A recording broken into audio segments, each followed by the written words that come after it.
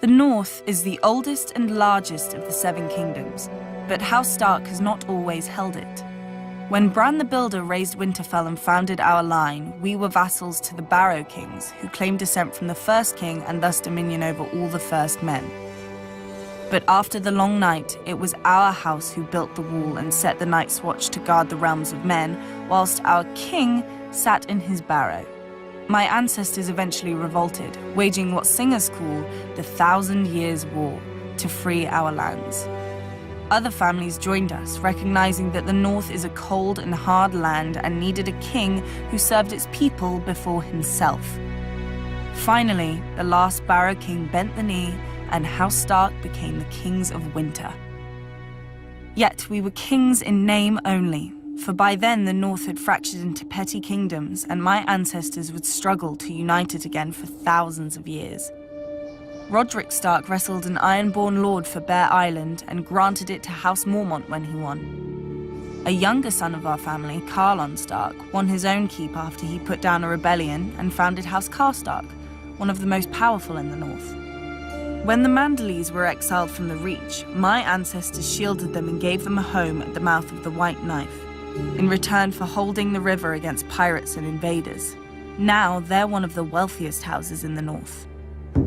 I'm not so naive to pretend that the entire North welcomed Stark rule. The last Warg King was slain at Sea Dragon Point along with all his sons and beasts. The last Marsh King died at the hands of King Rickard Stark, and House Reed has held the swamps of the Neck ever since. Houses Greenwood, Towers, Amber, Frost. None survive today as more than names in dusty old books. But my ancestors never wanted to destroy their foes' root and stem. The Umbers of Last Hearth and the Glovers of Deepwood Motte bent the knee and became loyal vassals of House Stark.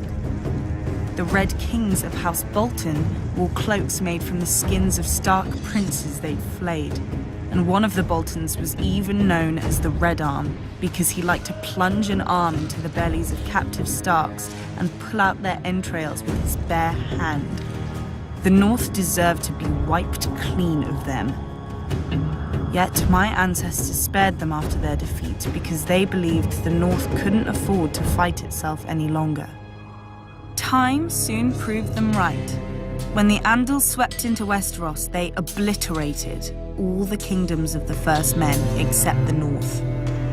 Each of the southern kingdoms fought the invaders on its own, but the North fought as one. When the Andals tried to sail up the White Knife, the Manderleys fell on their ships. When the Andals tried to march an army through the Neck, the Reeds fell on their soldiers. King Theon Stark even sailed his own army to the Andal homeland for vengeance and slew hundreds of Andal warriors.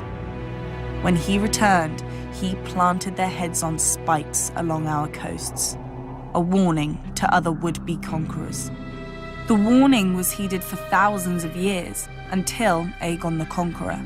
The south had already fallen to Aegon and his dragons, only the north remained. My ancestor, King Torrhen Stark, marched the north down to the Trident and beheld Aegon's army, larger than Torrhen's own by half, and with 3 dragons circling overhead. Many northern bannermen wanted to attack anyway, claiming northern valor would carry the day. Others wanted to fall back to Moat Cailin and make a stand there.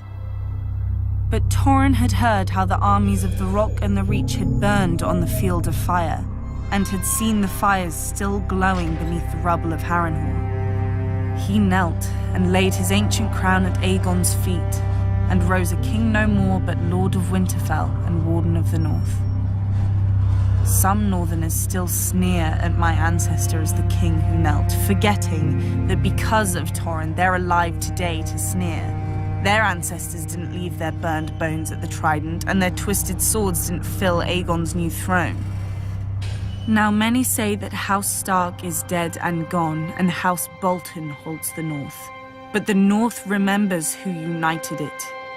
The North remembers who defended it, and the North remembers who stole it. Long ago, my ancestors spared the Boltons, trusting their oaths of fealty.